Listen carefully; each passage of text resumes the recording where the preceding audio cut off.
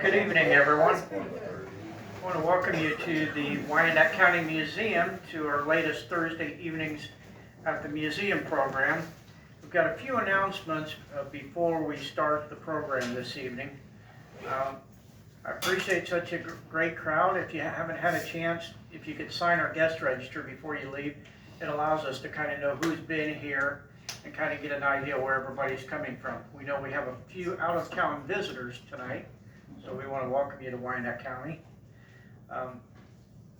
We've got a few programs coming up before I announce the next Thursday evening.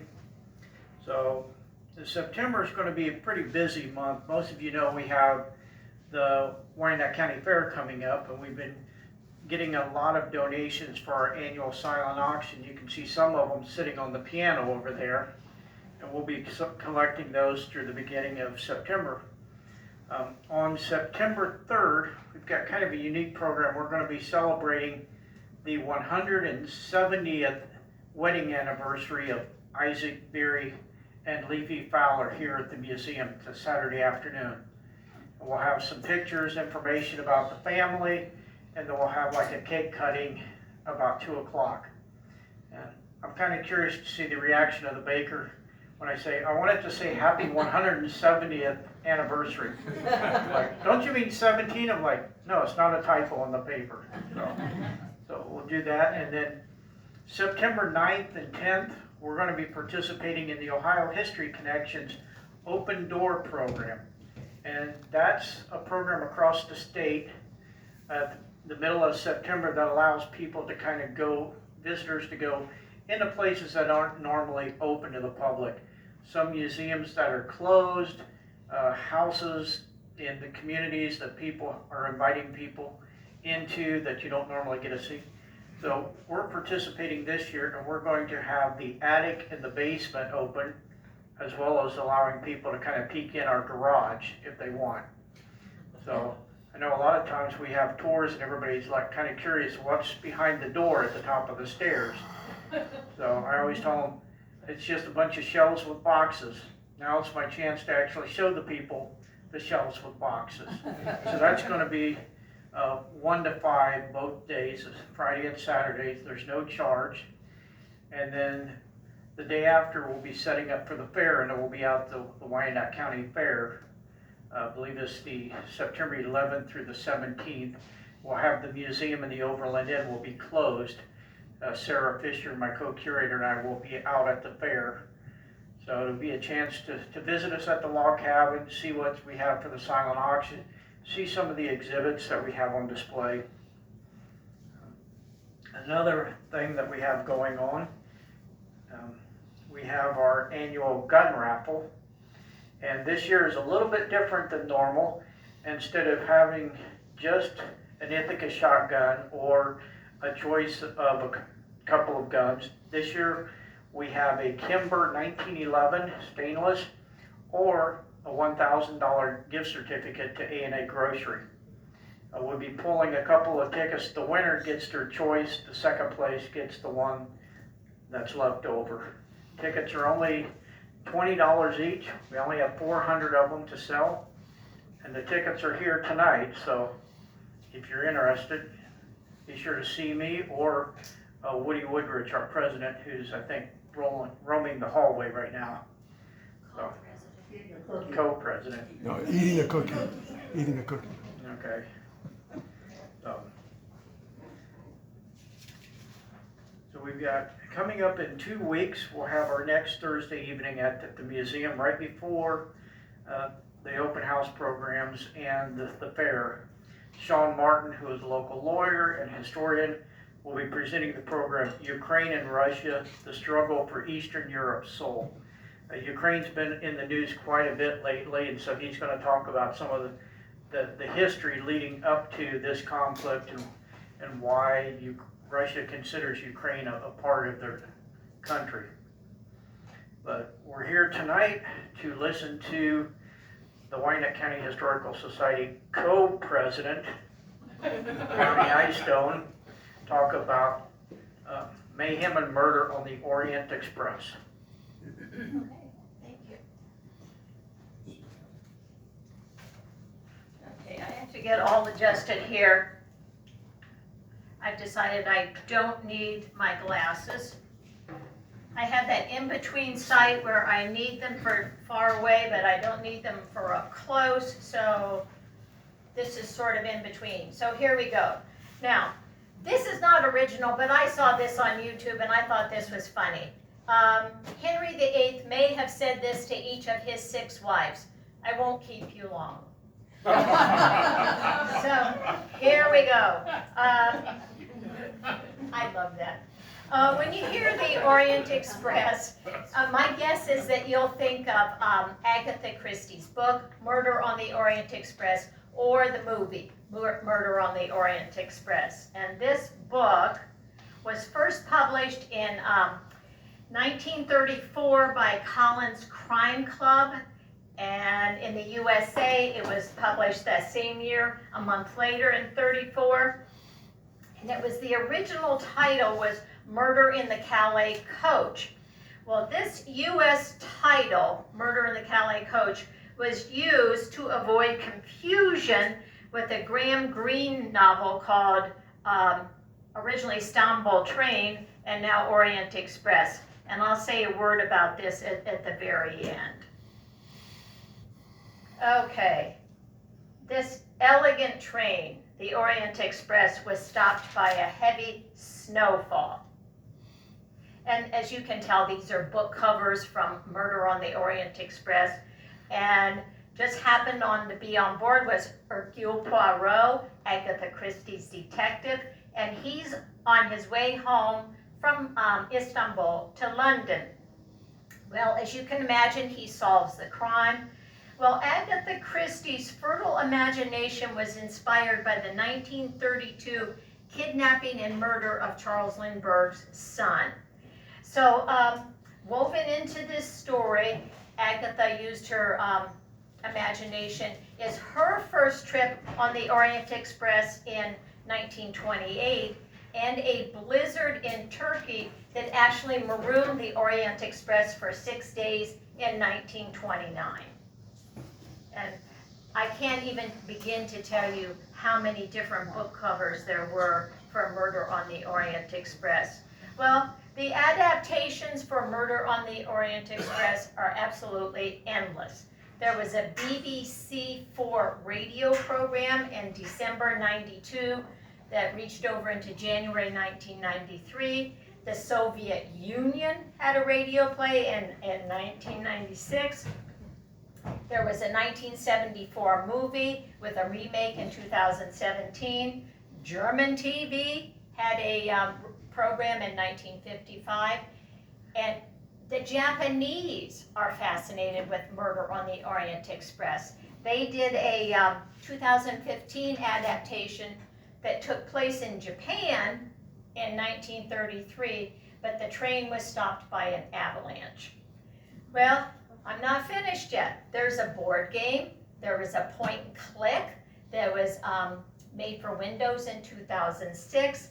So that's just a partial list of all the adaptations. Well, let's go find out a little bit about the birth of this Orient Express. And this man's name, and the best I can pronounce it, is Georges Nagelmakers. And he was born in 1845 in Liège, Belgium. His father was heavily involved in railroad finance, and his mother came from one of the wealthiest families in Belgium, and her family had a real close friendship with King Leopold II, who was the king of Belgium at that time. Well, Georges grew up loving railroads. Well, a lot of good stories begin with a failed love affair, right? Well, he had one, so to get over his broken heart, he traveled to America, and he loved America. He loved he thought Americans were fascinating. He loved American ingenuity and enterprise. And can you guess what impressed him more than anything else about America? I think somebody said the railroads.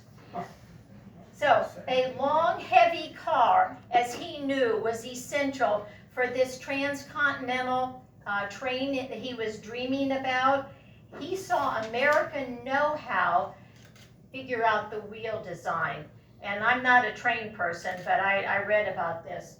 American trains could be equipped with something called a train bogie, and that would keep the train more or less level so there wasn't constant fear of derailment, and the trains could go around curves with safety.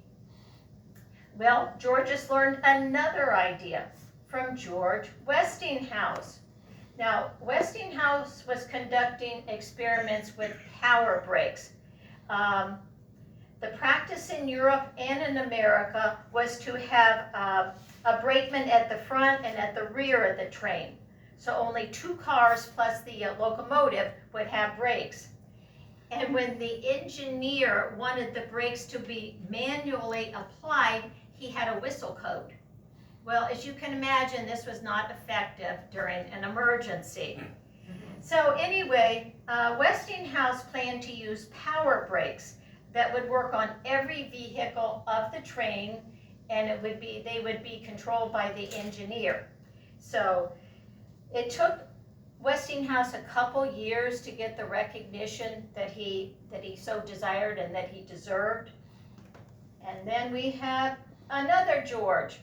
Now, as I was putting this together, I thought, is there something about the name George that just carries along some creativity? Do we have any Georges in the audience tonight? No Georges. Okay. So the person who really impressed Nagelmakers the most was George Pullman. Well, Pullman had a checkered history, checkered life. He was a carpenter. He sold farm implements. For a short time, he jacked up and moved buildings, but then he found that not too many buildings needed moving. He took ramshackle wagons and converted them into sleeping cars, and that failed. So he moved to Colorado, opened a general store, which he ran during the Civil War, and he made pretty good money fairly quickly, and the rumor was he had made $20,000. So he came back to Chicago, and what does he do? He tries another train car. So he spent almost every penny on the first real Pullman car. And its decor that he put into this one is the theme that has prevailed in all luxury coaches since then. It has the interior inlaid with walnut, and in between the windows on the train, it's framed mirrors. Seats were covered with embroidered cloth. There was polished brass on the lamps, the doorknobs, and the toilet fixtures. Deep pile carpet covered the floor, but this thing was too heavy, too tall, and it was just too wide to negotiate tunnels and bridges. So it got moved to the sidelines. It's unsaleable. Nobody wants it. And then fate intervened. On April 15th, 1865, I know some of you are connecting this date, he read in the paper that Lincoln had been shot. And he read from reports that Lincoln could not possibly live. The newspapers carried funeral arrangements. He just so happened to know the person involved in the funeral arrangements for Lincoln. So he offered this, the Pioneer. This is what he offered to Mrs. Lincoln. Well, once Mrs. Lincoln accepted, then the railroads had to. So gangs of workmen widened tunnels, strengthened bridges, and adapted depots so the Pioneer could take the body of Lincoln back to Illinois. So then after the funeral, the Pioneer went back to Chicago. People visited it, and Nagelmakers actually rode on the Pioneer. So now Nagelmakers is all excited. He stayed one more year in America, and then he goes home. and now it's time for him to build his dream train. And the financing for this train is a really long, complicated history, and it would take a whole program. But believe it or not, there was a man by the name of William Mann who was one of his associates along the way, and he was born in Sandusky, Ohio. Well, that was a very brief sketch leading up to the actual running of the Orient Express, which was on October 4th, 1883. A crowd gathered at the Gare de Strasbourg, now the Gare de Est, in Paris. And of course, there were all kinds of press releases, and one newspaper called this the magic carpet to the east. When the distinguished guests embarked on this magic carpet, they assumed they would be going all the way to Istanbul on this particular train. Well, it didn't work out that way. Now is when I really need my glasses. Is that Istanbul? Someone help me right there. Okay. So what the train did is it went as far as Romania, and then they switched trains and came down here to Bulgaria and then on to Istanbul.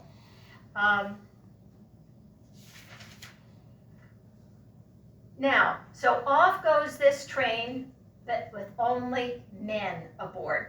This big event was only for men. And here I'd like to say a word or two about the dining salon on the original Orient Express.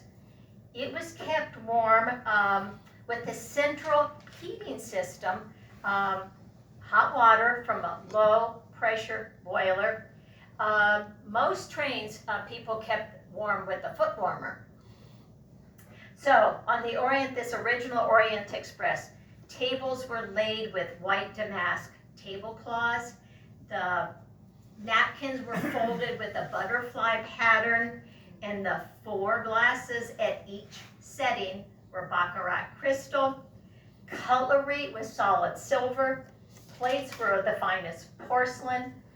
The waiters were carefully chosen from all the applicants, and they had to have experience in ultra luxury hotels. So when these waiters were chosen, they were given powder wigs, tailcoats, breeches, and silk stockings to wear.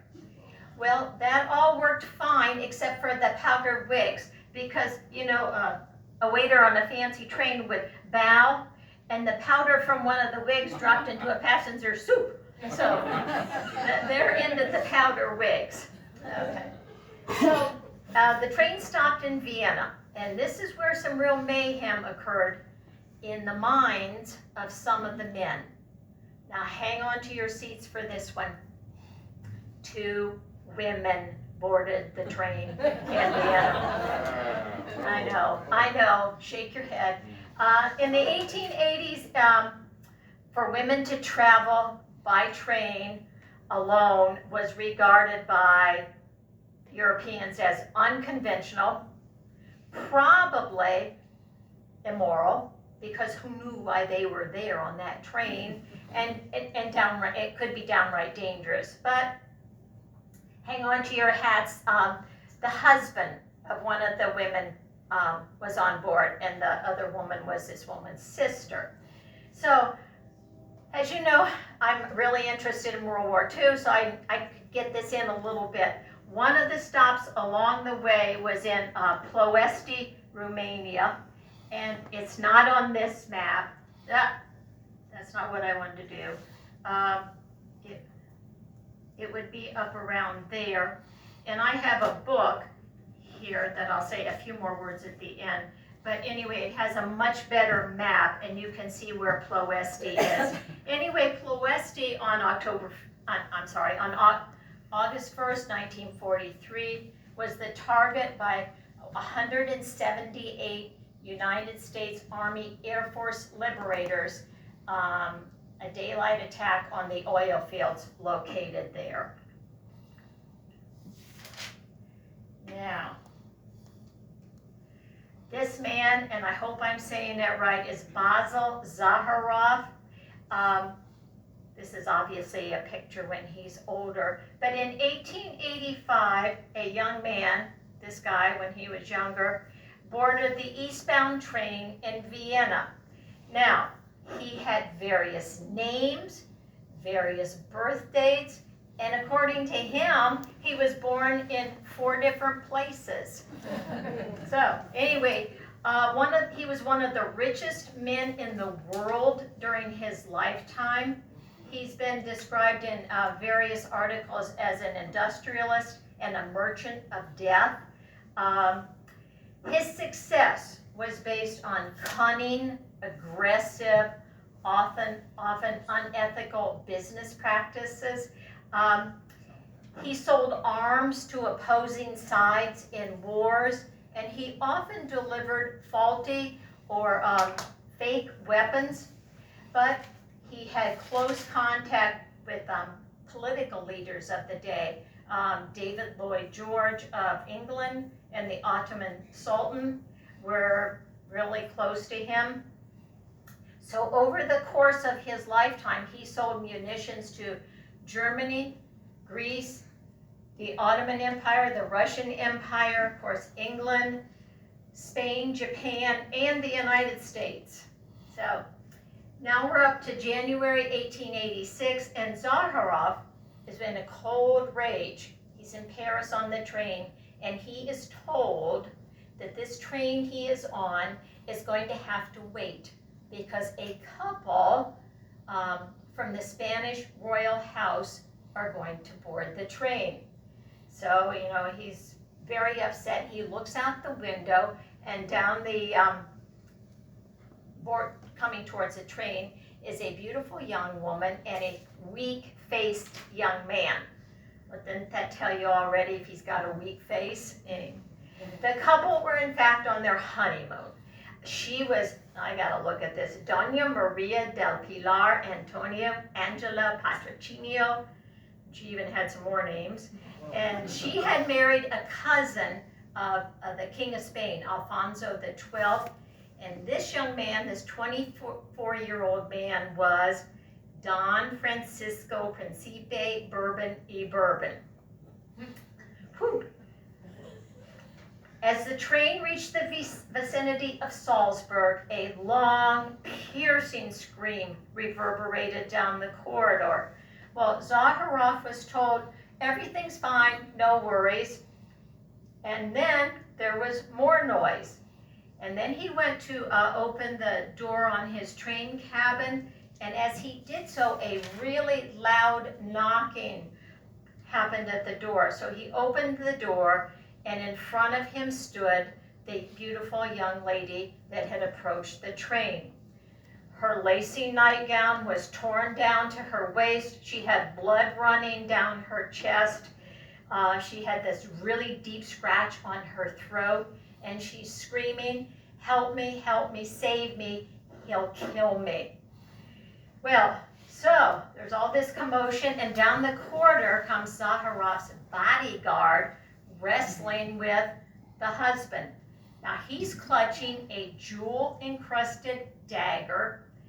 His mouth is mottled with spittle, and he's furious, and he's babbling. It's incoherent. Anyway, Zaharov invited this distraught young woman into his compartment. And one account I read of this said, we'll just never know what they said to each other during that night. Well, when the train reached Vienna, this man was sedated and taken off to a private clinic in Vienna. And then he was later moved to a private clinic in Madrid, where he spent the rest of his life. Well, Zaharov and this beautiful young woman soon parted. He went on his way, and she was sent into exile. But he kept in tenuous contact with this beautiful young lady. He had sort of a roving eye anyway. Well, as time passed, that suited them quite well because they developed a relationship. And now, because she's in exile, she's able to travel with him on his interminable trips on the Orient Express. He always traveled in compartment number 7, and she always traveled in compartment number 8. Their liaison brought into the world 3 daughters. But Maria was a strong Catholic. She would not divorce the Duke. Then in 1923, he passed away. Well, Maria was very conventional. She said, let's wait a year before we get married, which they did. Then for 18 months, they lived in great happiness. Now, can you guess on what he took her on the honeymoon? The Orient Express, and it started in Paris, and they went to Vienna. And then on February 25th, 1926, she died. His last trip on the Orient Express was shortly thereafter. At exactly 2:32 a.m., he demanded that all lights be turned off. He sat in compartment number 7 in the dark. Of course, the train is traveling over the exact same stretch of track where 39 years earlier he met a woman who changed his life. And then he died in Monaco in 1936. Well, there were so many fascinating, colorful, mysterious people on the Orient Express. I obviously had to exclude and then include. So here is one that I did include. One of the characters well known to the Orient Express staff at the end of the 19th century was a thin, diffident Englishman. Now his habit was to join the Orient Express at these small, out-of-the-way stations in either Austria-Hungary or in the Balkans. And these stops would be where the train was going to take on water and fuel. And this eccentric always demanded that he have a compartment all to himself, because no matter what the weather, even in deepest dark winter, there was no heat in his compartment. Well, along with him, he always had nets on long poles, sketch pads, and illustrated manuals. The paraphernalia of a butterfly collector. Well, it was Robert Baden-Powell, who later became famous as the founder of the worldwide Boy Scout movement. Well, it was reasonable to collect butterflies in areas where the public was not admitted. The butterflies were free by day and the moths by night. He was able to roam up and down the Dalmatian coast. The Austrian naval guards helped him. They loved him. The Austrian police helped too. They were all fascinated with this eccentric Englishman. What they didn't know, he was a spy. So, so he did drawings. And, everybody admired all these lines and squiggles and so forth. But what they were drawn into the butterflies were drawings of naval installations, which he would take back to England with them, and then these would be redrawn into maps. So during World War I, the English and Italian warships used these maps to pinpoint targets. Now, one of the most famous cars built for the Orient Express was number 2419D. It became known as the Compiègne wagon. It was built in 1914 in Saint-Denis, France. During World War I, it was used by Marshal Foch, who was the commander of all forces on the Western Front.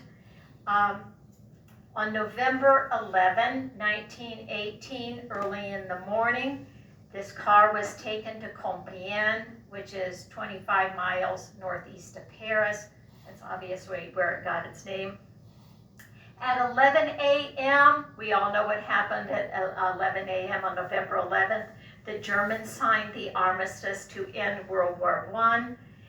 And then after that, this car was taken to Paris, to a place called Les Invalides, which is considered, in Paris, which is considered their national shrine. Napoleon is buried there. And then in 1927, thanks to an American, Arthur Fleming, it was restored to its original state. Well, it was a tourist attraction. It was taken to a covered building erected near the signing of the armistice. People, tens of thousands of people every year used to visit it until June of 1940. And then on the 22nd of June 1940, Hitler and his entourage arrived to dictate surrender terms to the French. The French were allowed no discussion whatsoever. In fact, Hitler gave them 10 minutes to sign the surrender in World War II. Then after Hitler forced the French to sign the surrender, the car was taken on a tank transporter to Berlin, where for a while it was exhibited near the Brandenburg Gate. And then when Allied air raids began on Berlin, it was moved to a train station, and then that later, it was destroyed during World War II. Now, you might be wondering a little bit about the food on the Orient Express. Well, here is a menu from June of 1925. Now, this is where I need Ron. Ron's going to help me with a little bit of my show and tell here. I was so fascinated with this. This was a lunch prepared for George V of England and the President of France during World War I. I think it starts here. Anyway, they've got dumpling in liqueur-flavored aspic, salad. They've got tomatoes. There's a cheese, never mind, it was the other side first. That was the end of the meal.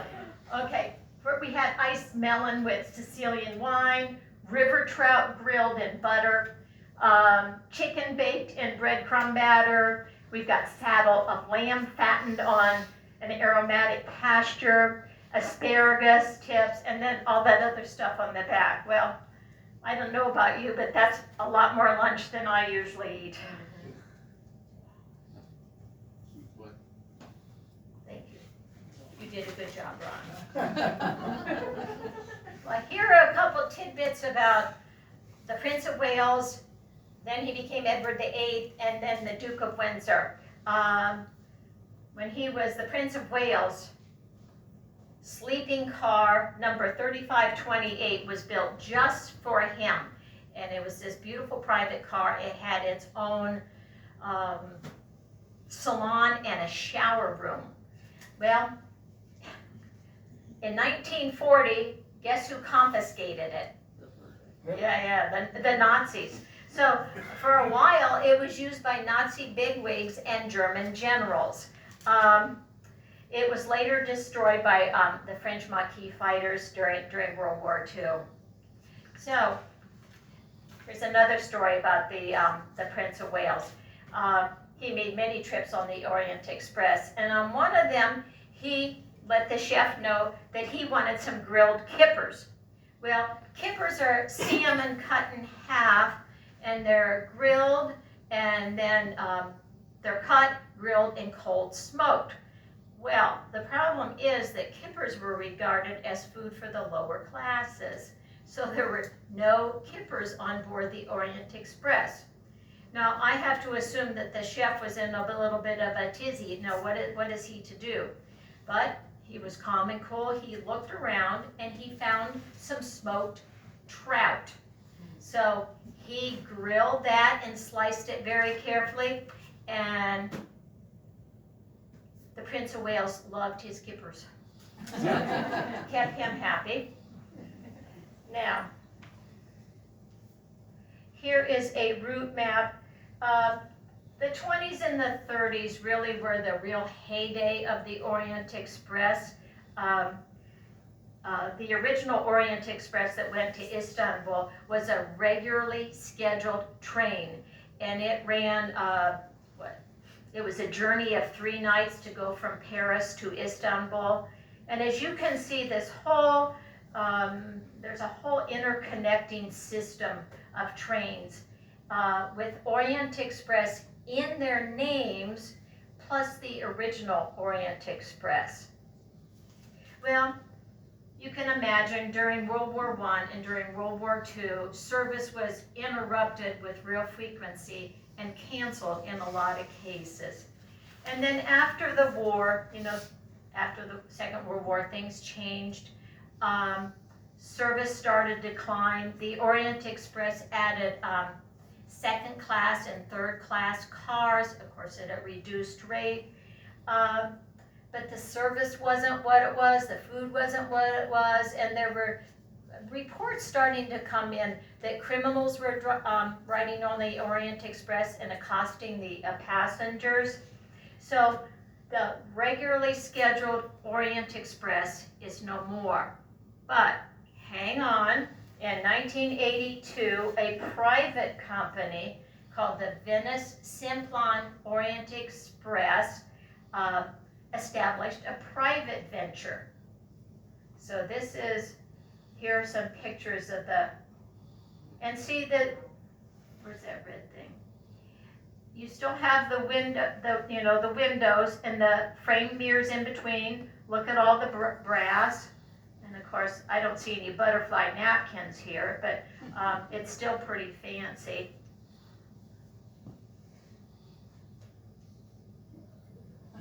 And the kitchen on the Orient Express is not that big, but the chef doesn't have much room to work,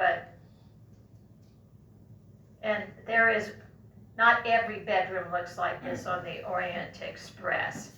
Well, I have to tell you, I'm an adult fan of Agatha Christie, and I think I first heard about the Orient Express when I read the book, Murder on the Orient Express. So, in 1990, to celebrate our 20th wedding anniversary, Tom and I went on the Orient Express. We flew to Paris. Aww. I know. He's blushing. We spent several days sightseeing in Paris, and then on a Thursday evening, we took a cab to the Gare d'Est, and it was about 10 o'clock at night now. And believe it or not, there was a red carpet leading from our waiting room to get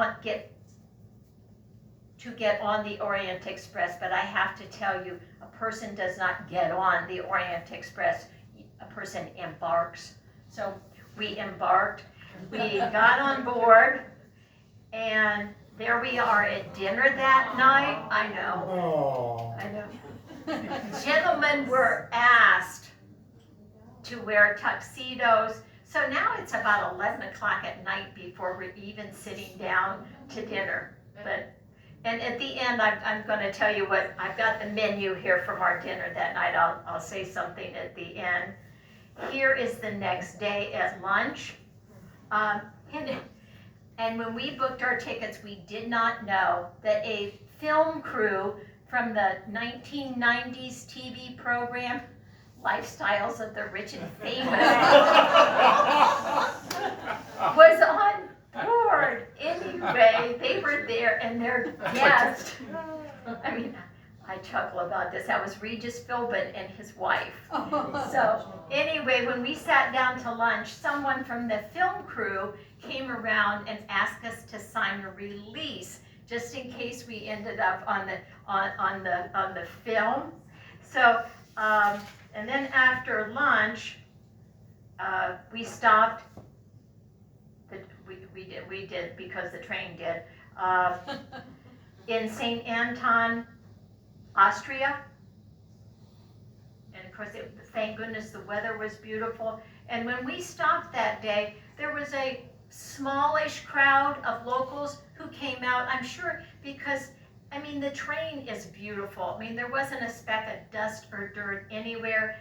And this is a beautiful part of Austria.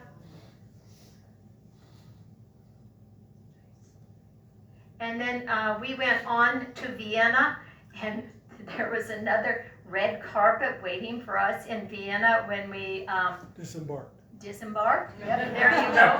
See, Tom remembers. Now, one famous person who wasn't on our train was a woman by the name of Margarita Zella. She was the first woman to volunteer to dance in the nude at the Folies Bergère. And as you can imagine, she was a great big hit.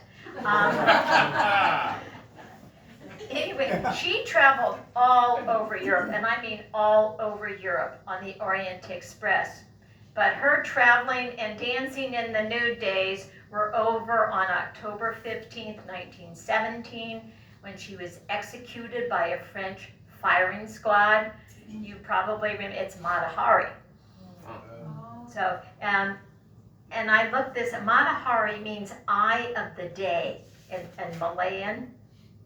Now, I saw Pat Shields come in, and I don't know, a week or so ago, Pat sent me a text message, and included in that was an article about more Orient Express news. There's another private group. It's called Accor. It's a French hospitality group, and they're bringing back Orient Express trains under license of the French National Railroad. So, starting in 2024, they'll have their schedules and itineraries published. They're not quite ready to go yet. And the convoy for this Accor Orient Express will consist of 17 cars, 12 sleepers, 1 restaurant, 3 lounges, and 1 caboose. Well, here is something I had never heard of before. An industrial history researcher in 2015 went on a search for these old Orient Express, original Orient Express trains. He used Google Maps and 3D equipment, and he actually found cars on the Polish-Belarus border that had lain there for 10 years. And they were in surprisingly good shape. It took 2 years of negotiations with, I get the Polish and the correct governments to bring these cars back to Paris. So since then they've worked, it's only French workmen who are restoring these cars, but luckily a lot of the Lalique glass, which was on the original cars, was still in pretty good condition, and some of the wood was still inlaid with gold and ebony. So I'd say start putting your quarters in your piggy bank. But I mean, this sounds really beautiful. Oh, the Graham Greene book. Graham Greene was writing for the London Times, but he thought, I can write books. So he quit his job and he wrote this book, Orient Express.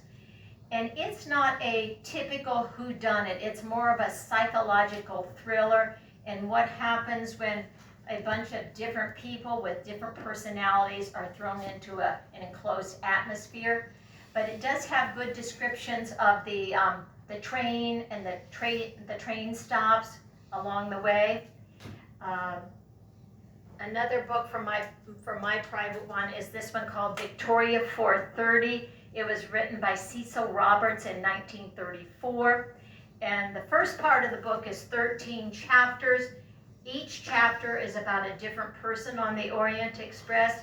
And then the last few chapters are what happens to these people until their train arrives in Athens. This is a more recent copy of Murder on the Orient Express, a different cover. And here is I saved the menu as I should have, right? And this is what we had for dinner on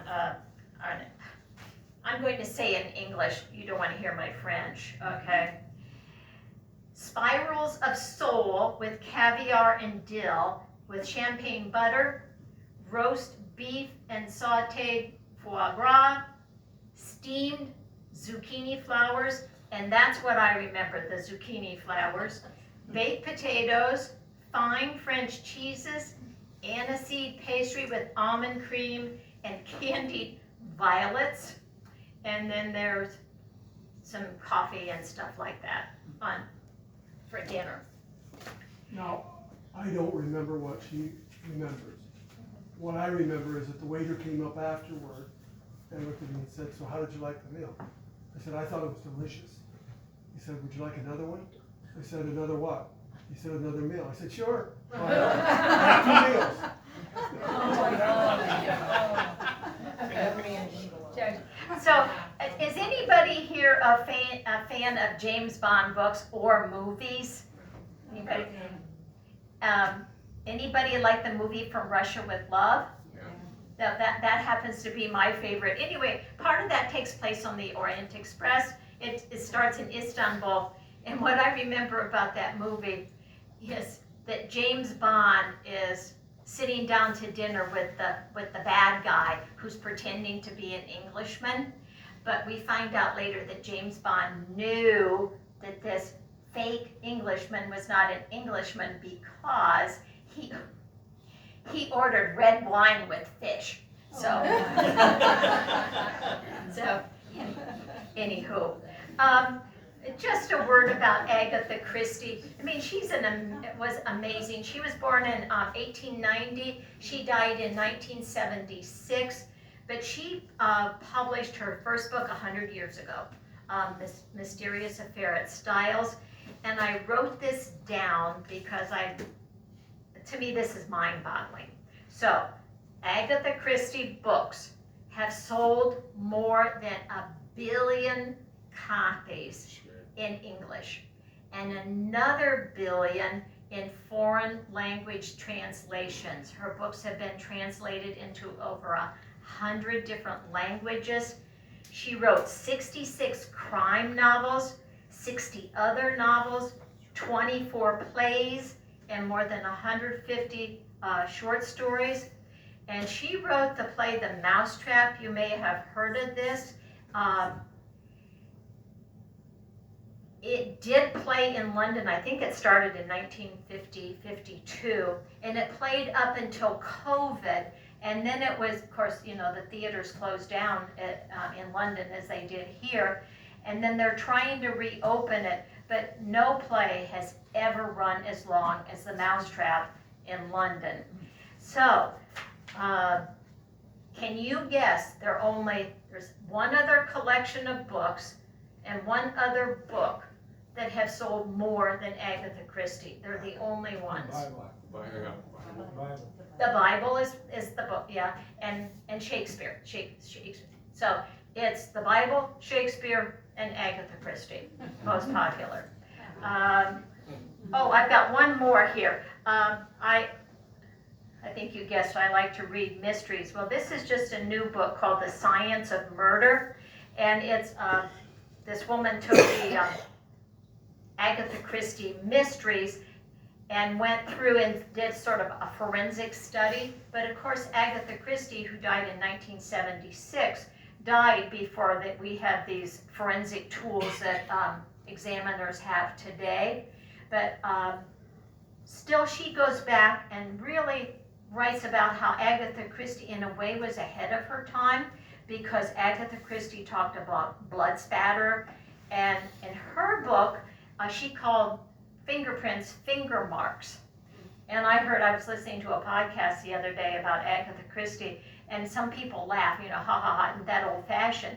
But I guess people who know what they're doing actually call these things finger marks instead of fingerprints. Fingerprints is sort of in our culture. So, does anybody have any questions or comments? You have one more slide. Oh, thank you. Well, anyway, this is a slide of what they think the new Orient, this Orient Express I was talking about is going to be like. That's not what. So again, the windows and the brass fixtures and the ceiling looks a little bit different. This, to me, almost looks like it has an Art Deco feel to it. But, of course, you can go online, and there's just tons and tons of information about the Orient Express or the Venice. The first private company was the Venice Simplon Orient Express, and then Accor is the one who, the French concern that's doing the newer one. Does anybody have any questions or comments? Yes. Are you signed up for this next trip? No. In a word, no. But what I do, you can look up anything these days, and once you look at the website, they say, sign up for our newsletter. So of course Bonnie signed up for the Orient Express luxury train. So like once a week I get an update on what's happening in the luxury train world. But it's fun. It's fun to read. Do you know what your ticket cost, your and Tom's ticket, when you went? Did that include meals? 2,400. Each? No, it's 2,400 for the Oh two of my us. God. $100 an hour for 24 hours. Oh. So the total for the two of us is $2,400. And that included meals too, or no? Yeah. Wow. Oh, yeah. Double Included- meal. Yeah. Yeah. Oh, I forgot Philippe. All the attendants were dressed like this, and our car attendant happened to be named Philippe. So he was the one that would, while you were at dinner, he would go back into your cabin, and it was the beds that would fold up into the wall. So he would pull those down. So when we came back after dinner, and then a little time in the car where we listened to piano music and so forth, I think we didn't go to bed till like 2 o'clock. And then in the morning, we got up and went to the restaurant car for breakfast. And while we were at breakfast, Philippe came back and pulled the bunks down so we had seats. And so if we wanted to, after breakfast, we could go back to our cabin and sit in our seats. But you didn't. Well, we did. Yeah, and then we came back for lunch because the windows are huge. You can look out, and thank goodness we had beautiful weather, so we could look out at the scenery. But you stayed in your cabin as opposed to being in a lounge. Well, we went to the lounge after dinner the Thursday night because they had a piano bar, and that's where people would socialize. And yeah, we did that. And we wanted to see Wheel of Fortune. Yeah. I remember I slept on the top bunk for whatever that word. Well, yeah, he had 2 meals. No Couldn't wonder. get up that high. Yeah. Now, what you didn't get for your money was comfort. Oh. That thing was rattling like there was no tomorrow. Oh, Yeah. I woke up about every 15 minutes all day long. I think they forgot the suspension or something. So at one point, Tom said to me, "What are we doing here? We're not rich and we're not famous." So, and then we heard passengers talk about once they got to Vienna, they were going to stay at the Hotel Imperial, which I knew from my readings was a very high class, very expensive place. And we didn't. We stayed in a pension, which was in central Vienna. But the thing about pensions is, in order to save money, you didn't have you didn't have a bathroom in your room. The bathroom was down the hallway. So we went from the Orient Express to this pension where we were saving some money by having the bathroom down the hall. Well, I forgot to tell that our German friends, Barbara and Alfred, had flown in from Frankfurt, and they were waiting for us in the train station in Vienna. And when we got off the red carpet, I can still see Barbara standing there, and she looked at me and she crinkled up her nose and she said, "What is this?" So, anyway, I said, I don't know. And then when, of course, we spent, I don't know, the rest of the week in Vienna. And then it was time to go back to Paris to fly home. Anyway, we took a regular old train back. I'm telling you, that was quite a bit of a come down. We took a second-class car back from Vienna to Paris. So anyway, it was fun. Oh, yeah. Yeah. Wonderful memory. Yeah. Are there any questions or comments? Very interesting. So anyway, the book that I relied most on was this one, The Orient Express by E.H. Cookridge, and it was published in 1977. But if you can find this, I'm sure it's out of print by now, but if you find it at a used book sale or something, get it. I mean, it really is lots of fun, and it's crammed full of history.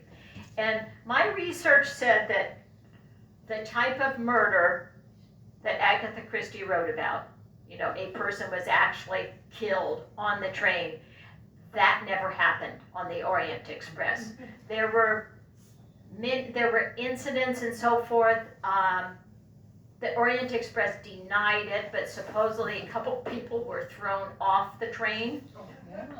But of course, the Orient Express is not going to say that happened, so they always denied it, and it's probably true. So. Yeah, you don't want to mess up the furniture and the, So anyway, thank you for coming.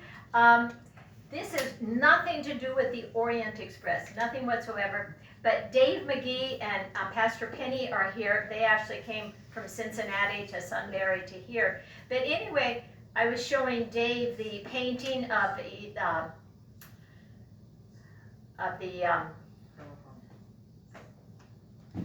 Colonel Crawford. Colonel Crawford burning at the stake. Anyway, Dave is a direct descendant of Colonel Crawford. So I thought that was pretty interesting. So, and I know a lot of you traveled far to come tonight. I really appreciate it. Thank you very much. It was fun doing it, and thanks to Randy for taping it. Did I move too much or not? Just fine. Okay. He told me beforehand, don't move around too much, so I tried not to. Okay. Good job. Thank you. Thank you for coming.